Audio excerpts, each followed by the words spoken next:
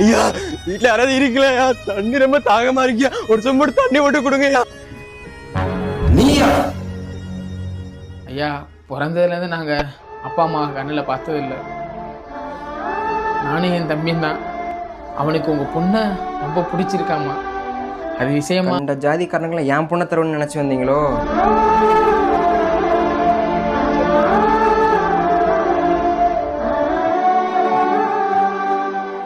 என்ன கொண்டு போக போறோம், எல்லாம் ஒரு நாள் சாக போறோம்.